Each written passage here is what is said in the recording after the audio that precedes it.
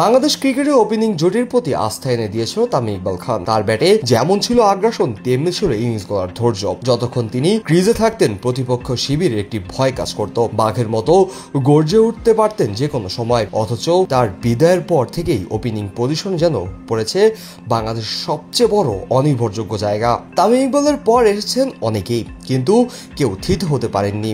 তামিমের ছায়া হয়ে আসা তানজিদ হাসান তামিমও ব্যতিক্রম নয়। কাগজে কলমের প্রতিভা থাকলেও মাঠে এসে সেই প্রতিভার প্রতিফলন বড়জোর 20 থেকে 30 রানের ইনিংসে সীমাবদ্ধ থাকছে। অথচ শুরুটা বেশিরভাগ সময় ভালো করেন, কিন্তু ইনিংস বড় করা সেটা যেন তার সবচেয়ে বড় দুর্বলতা। আজও সেই পুরনো গল্পের পুনরাবৃত্তি হলো। ভালো শুরু, কিছু চোখ ধাঁধানো শট, এরপর হঠাৎই ছন্দপতন। থেমে গেলেন মাত্র 33 রানে।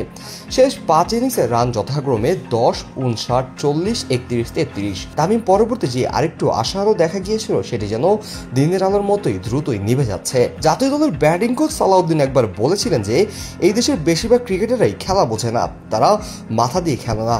তানজিদের এই ধারাবাহিকতা যেন তার কথার বাস্তব প্রতিফলন।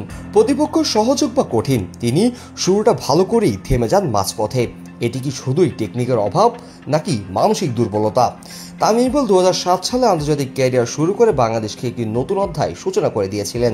14 সেঞ্চুরি, 50-এর বেশি হাফ সেঞ্চুরি। তার ব্যাটে ছিল আগ্রাসন আর স্মার্টনেসের চমৎকার মিশেল। বড় ইনিংস গড়তে হয় কিভাবে মাথা ঠান্ডা রাখতে হয় শিখিয়েছিলেন হাতে কলমে।